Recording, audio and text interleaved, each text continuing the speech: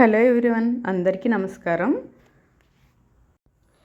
ఉదయాన్నే లేచిన తర్వాత ఫ్రెష్ అయిపోయి పూజ అయితే కంప్లీట్ చేసుకున్నానండి.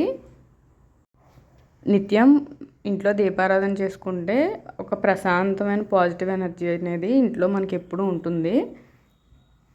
ఇంకా అలాగే కృష్ణయ్య దగ్గర కూడా పూలను పెట్టి అలంకరించాను. ఈరోజు కొంచెం తక్కువ పూలు ఉండడంతో సింపుల్గా అలంకరించుకున్నాను.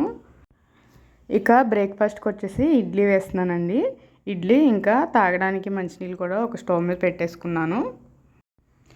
బయట ఉదయాన్నే చాలా ప్రశాంతంగా చల్లగా ఉంటుందండి. ఇంకా ఎండలు స్టార్ట్ అవుతున్నాయి కదా, మార్నింగ్ కూడా ఎండలు ఎక్కువగానే ఉంటాయి. ఇక్కడ మొక్కలు అయితే చూపిస్తున్నాను. మొక్కలకి పొద్దున్నే వాటరింగ్ చేస్తుంటాను. ఎప్పుడు వాటరింగ్ చేయకపోతే అప్పుడే వడిలిపోయినట్టు అయిపోతాయండి. ఒక థర్మాకోల్ బాక్స్లో ఆకుకూరలను కూడా పెంచుతున్నాను. ఈ ఆకుకూరలు చేతికి రావడానికి 20 నుంచి 25 రోజుల వరకు టైం పడుతుందండి. మనకి ఆకుకూరలు పెంచుకుంటే ఇంట్లో మందులు వేయకుండా పెంచుకోవచ్చు కదా, ఆ ఉద్దేశంతో పెంచుతున్నాను. ఇక్కడైతే నర్సరీ నుంచి కొన్ని మొక్కలు అయితే తెచ్చుకున్నాము. అవి కూడా తీసుకెళ్ళి పాటింగ్ చేయాలి. ప్రజెంట్ వాటికైతే నీళ్ళు పోసేస్తున్నాను. నీళ్ళు పోసిన తర్వాత కొంచెం ఫ్రీ అయిన తర్వాత వేసుకోవచ్చు కదా అనే ఉద్దేశంలో ఉన్నాను. మొక్కలు చూడడానికి అందంగా ఉంటాయి కానీ చాలా పని ఉంటుందండి. ఇక్కడైతే పిల్లలకి రాగి జావ అయితే ప్రిపేర్ చేస్తున్నానండి. ఇప్పుడు ఎండలు బాగా ఎక్కువగా ఉంటున్నాయి కదా, ఎండాకాలంలో రాగి జావ తీసుకున్నట్టయితే హెల్త్కి చాలా మంచిది. ఒక పక్కన బాయిల్డ్ ఎగ్స్ కూడా పెట్టేశాను. ఎగ్స్ ఒక పక్కన బాయిల్ అవుతున్నాయి, ఇంకా రాగి జావ కూడా ఉడుకుతుంది. రాగి జావ అయితే ఇక్కడ గాలికి బయట పెట్టేసినట్టయితే కొంచెం చల్లారుతుందని ఇక్కడ పెడుతున్నానండి. మేము రెగ్యులర్గా బ్రౌన్ రైస్ యూస్ చేస్తాము. బ్రౌన్ రైస్ని ఎప్పుడైనా సరే 4 గంటల ముందుగా అయితే నానబెట్టుకోవాలండి మినిమం. నేను లంచ్ బాక్స్లోకి ప్రిపేర్ చేయడం కోసం నైట్ నానబెట్టేస్తాను. నైట్ నానబెట్టేసినట్టయితే కొంచెం మెత్తగా ఉడుకుతుంది. ఈ రోజైతే లంచ్ బాక్స్లోకి బ్రౌన్ రైస్ వండట్లేదండి. మా పాప టమాటో రైస్ చేయమని చెప్పింది. ఇది మధ్యాహ్నం మేము తినడానికి అని చెప్పి బ్రౌన్ రైస్ నానబెట్టి పక్కన పెడుతున్నాను. పిల్లలకైతే టమాటో రైస్ ప్రిపేర్ చేద్దామని. ఇక్కడ బ్రౌన్ రైస్ని కడిగేసి నీళ్ళు అయితే పోసుకుని పక్కన పెట్టుకుంటున్నాను. ఇలా పెట్టుకోవడం వల్ల మనకి రైస్ కడిగిన నీళ్ళతోటే నానుతుంది కదా, అందుకని చెప్పి. దీన్ని కుక్కర్లో పెట్టేసుకున్నట్టయితే మనం తినే ముందు ఒక 2-3 విజిల్స్ వేయించుకున్నట్టయితే వేడివేడిగా అప్పుడు తినడానికి బాగుంటుంది కదా. నేను ఇక్కడైతే బ్రేక్ఫాస్ట్ కంప్లీట్ చేస్తున్నాను. 3 ఇడ్లీ పెట్టుకుని ఫస్ట్ తినేసిన తర్వాత అయితే వంట పని స్టార్ట్ చేస్తున్నాను. ఇక్కడ టమాటో రైస్ చేయడం కోసం ఒక కుక్కర్ పెట్టుకుని దానిలో నెయ్యి వేసుకున్నానండి. అప్పుడప్పుడు ఇలా ఫ్లేవర్డ్ రైస్ చేసుకున్నప్పుడు నెయ్యిని యూస్ చేసి చేసుకున్నట్టయితే టేస్ట్ అనేది చాలా బాగుంటుంది, ఇంకా హెల్త్కి కూడా మంచిది. ఆయిల్ కూడా మనం రెగ్యులర్గా ఒకే ఆయిల్ యూస్ చేయకూడదంటండి. మార్చి యూస్ చేయాలంట. నెయ్యి హీట్ అయిన తర్వాత బిర్యానీ దినుసులు వేసుకోవాలి. లైట్గా చెక్క, లవంగ, బిర్యానీ పువ్వు, మొగ్గ వేసుకుని ఆకు కూడా వేసుకోవాలండి. వాటిని ఫ్రై చేసుకోవాలి. ఇవి వేయడం వల్ల టేస్ట్ కూడా చాలా బాగుంటుందండి. ఇవి వేగిన తర్వాత కూరగాయలు అయితే వేసుకోవాలండి. మన దగ్గర ఏ కూరగాయలు అయితే ఉంటాయో అవన్నీ వేసుకోవచ్చు. ప్రజెంట్ నా దగ్గర ఉన్న కూరగాయలు వేస్తున్నాను. Like green peas, onion, tomato, బంగాళదుంప, క్యారెట్, క్యాప్సికమ్, ఇలా మనకి కావాల్సిన వెజిటేబుల్స్ అన్నీ వేసుకోవచ్చు. నేను ఇక్కడ గ్రీన్ చిల్లీస్ వేస్తున్నాను. గ్రీన్ చిల్లీస్, ఆనియన్స్ సన్నగా పొడుగ్గా కట్ చేసేసుకుని అవి అయితే బాగా వేయించుకుంటున్నాను. ఆనియన్స్ తొందరగా వేగాలనుకుంటే కనుక కొద్దిగా సాల్ట్ని స్ప్రింకిల్ చేసుకుని వేపుకున్నట్టయితే తొందరగా వేగుతాయండి. నేనైతే ఇక్కడ నార్మల్గానే వేయించేసుకుంటున్నాను. ఇవి బాగా వేగిన తర్వాత ఒక మిక్సీ జార్ తీసుకుని 3 బాగా పండిన టమాటాలని చిన్న ముక్కలుగా కట్ చేసుకుని, అల్లం వెల్లుల్లిపాయలను కూడా చిన్న ముక్కలుగా తరుక్కుని మూడింటిని మిక్సీ చేసుకుని, ఇక్కడ ఆనియన్స్ వేగిన తర్వాత ఆయిల్లో వేసుకుని బాగా ఫ్రై చేసుకోవాలండి. ఈ టమాటో ప్యూరీ అనేది బాగా వేయించుకుంటేనే మనకి ఈ రైస్కి మంచి ఫ్లేవర్ వస్తుంది, లేదంటే పచ్చివాసన వచ్చేస్తుందండి. ఇది వేగేలోపు నేను ఇక్కడ మటన్ ఫ్రైకి అనేదానికి రెడీ చేసుకుంటున్నాను. కడిగి పెట్టుకున్న మటన్ తీసుకుని దానిలో పసుపు ఇంకా వాటర్ వేసుకుని ఒక 10 విజిల్స్ వరకు కుక్కర్ వేయించుకోవాలండి. మటన్ అనేది బాగా మెత్తగా ఉడికిపోవాలి. అప్పుడే దీని టేస్ట్ అనేది బాగుంటుంది. ఇది ఉడుకుతూ ఉంటుంది. ఒక స్టవ్ పక్కన ఇది పెట్టేసాను. ఈ లోపు ఇందాక బాయిల్ చేసిన ఎగ్స్ అనేవి రెడీ అయిపోయాయి. బాయిల్ చేసిన తర్వాత లోపల ఇల్లు ఉంటుంది కదండి, అవి తీసేసి పెడతాను పిల్లలకి. అవి ఉండి తినాలంటే పిల్లలు కొంచెం ఇబ్బంది పడుతున్నారు. ఆప్షన్ వాళ్ళకే వదిలేస్తాను. తింటే తింటారు, లేదంటే అవి తీసేసి తినమని చెప్తాను. ఇలా చేయడం వల్ల పిల్లలు కంప్లీట్గా స్కిప్ చేయకుండా తినగలుగుతారు. ఎదిగే పిల్లలకి కంపల్సరీ ప్రోటీన్ ఉండేలా చూసుకోవాలండి. ఈ ఎగ్స్ రాగి జావ ఇచ్చేస్తే వాళ్ళు బయట నుంచి వచ్చిన తర్వాత తినేసి ఫ్రెష్ అప్ అవి స్కూల్కి రెడీ అవుతూ ఉంటారు.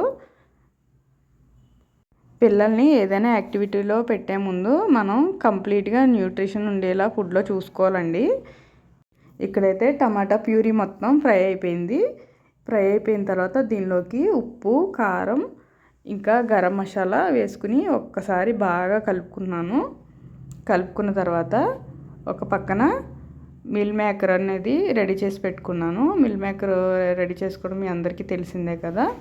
ఒక బౌల్లో హాట్ వాటర్ బాగా మరిగించుకుని అందులో మిల్ మేకర్ని వేసేసుకుని స్క్వీజ్ చేసుకుని పక్కన పెట్టుకోవాలి. వాటిని కూడా దీనిలోకి వేసేసుకుంటున్నాను. వీటిని కూడా బాగా ఫ్రై చేసుకోవాలండి. ఫ్రై చేసుకుంటే తినేటప్పుడు టేస్ట్ బాగుంటుంది. ఈ టమాటా రైస్ ప్రాసెస్ అనేది ఆల్మోస్ట్ బిర్యానీ ప్రాసెస్ లాగే ఉంటుందండి.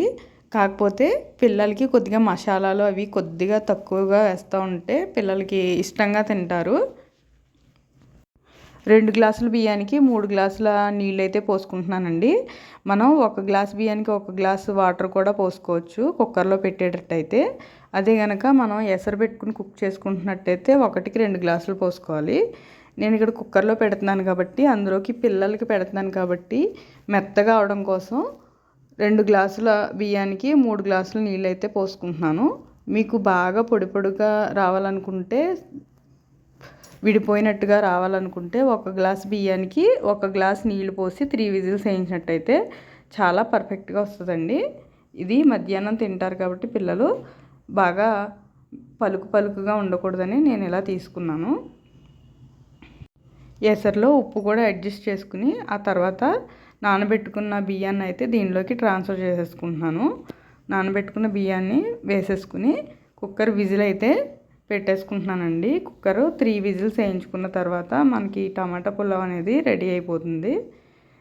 ఇది మీరు కూడా ట్రై చేసి మీకు ఎలా వచ్చిందో కామెంట్ చేయండి. మా పిల్లలైతే చాలా ఇష్టంగా తిన్నారండి.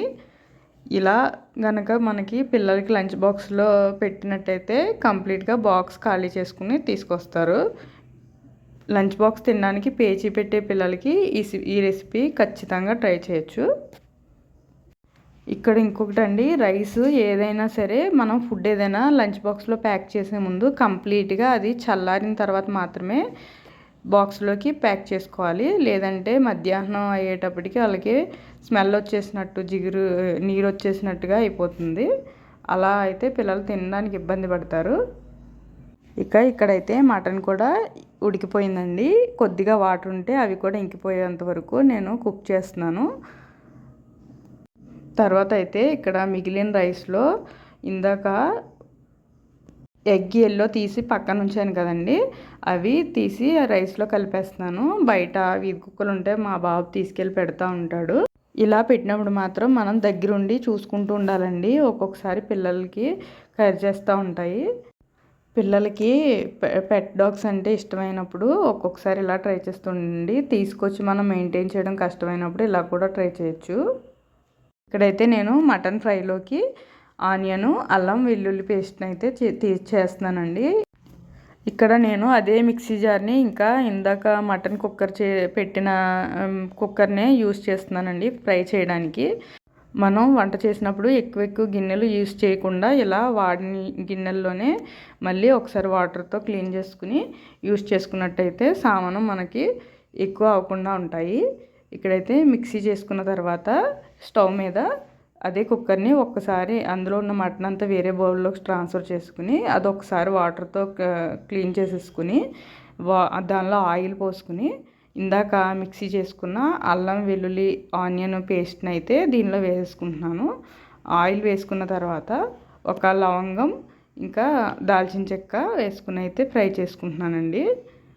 దాంతోపాటు యాలక్కాయ కూడా వేసుకున్నట్టయితే మనకి ఫ్లేవర్ బాగుంటుంది. ఈ 3 వేసుకుని బాగా ఫ్రై అయిన తర్వాత ఇందాక మిక్సీ చేసుకుని పక్కన పెట్టుకున్న పేస్ట్ని అయితే కనుక ఇందులో వేసుకుని ఫ్రై చేసుకోవాలి. ఈ పేస్ట్ అనేది బాగా ఫ్రై అయిపోవాలండి. పచ్చివాసన అయితే అస్సలు ఉండకూడదు. ఆయిల్ పైకి తేలేంత వరకు ఫ్రై చేసుకోవాలి. చేసుకున్న తర్వాత అడుగున పట్టుకోకుండా కలుపుతూ ఉండాలి. మనం కుక్కర్లో పెట్టిన మటన్ అనేది చేతితో మెదిపితే మ్యాష్ అయిపోవాలండి. అలా అయితే చేసుకోవాలి. బాగా మెత్తగా చేసుకున్నట్టయితే పీస్ లాగా కైమాలా అయిపోతుంది. అంత టేస్ట్ అంత బాగుండదు. ముక్కలా ఉన్నప్పుడే కొంచెం మెదిపితే మెత్తగా అయ్యేలాగా చూసుకోండి. ఇక్కడైతే ఇది బాగా ఫ్రై అయిన తర్వాత ఇందులోకి ఉప్పు, కారం ఇంకా మసాలా పొడి, ఇంట్లో చేసుకున్న మటన్ మసాలా పొడి ఉంటుంది కదా, అది కూడా వేసేసుకుని బాగా ఫ్రై చేసుకోవాలి. ఇది బాగా ఫ్రై అయిన తర్వాత పచ్చిమిర్చి, కరివేపాకు అయితే వేసుకోవాలి. పచ్చిమిర్చి ఇప్పుడు వేసుకోవడం వల్ల మెత్తగా పేస్ట్ అవ్వకుండా ఉంటుందండి. పచ్చిమిర్చి బాగా పేస్ట్ అవ్వకుండా ఉంటుంది. కరివేపాకు వేసుకోవడం వల్ల ఈ టైంలో కరివేపాకు వేసుకోవడం వల్ల మంచి ఫ్లేవర్ అయితే వస్తుంది. ఒక్కసారి ఇలా ట్రై చేసి చూడండి. ఆనియన్ మసాలా ఇంకా అన్నీ వేసే ముందు ముక్కలు వేసిన తర్వాత కూడా వేసుకోవచ్చు కరివేపాకు. ఈ ముక్కలు వేసిన తర్వాత బాగా ఫ్రై అయ్యేంత వరకు బాగా వేయించుకున్న తర్వాత కొత్తిమీర, కసూరి మేతి వేసుకుని సర్వ్ చేసుకోవాలండి. నా దగ్గర ఇక్కడ లేవని నేను స్కిప్ చేశాను. టేస్ట్ అయితే చాలా బాగుంటుంది. మీరు కూడా ట్రై చేయండి. ఇక్కడైతే మా పాప డ్రాయింగ్ వేస్తుంది. అదే మీతో షేర్ చేసుకుంటున్నాను. డ్రాయింగ్ అయితే చాలా బాగా వేస్తుందండి. తను ఇప్పుడు 5th క్లాస్ చదువుతుంది.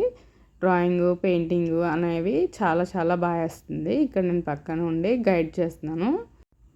ఇంతేనండి ఇవాల్టి వీడియో. ఈ వీడియో కనుక మీకు నచ్చినట్టయితే లైక్ చేయండి, షేర్ చేయండి, సబ్స్క్రైబ్ చేసుకోవడం మాత్రం మర్చిపోవద్దు. Thank you for watching.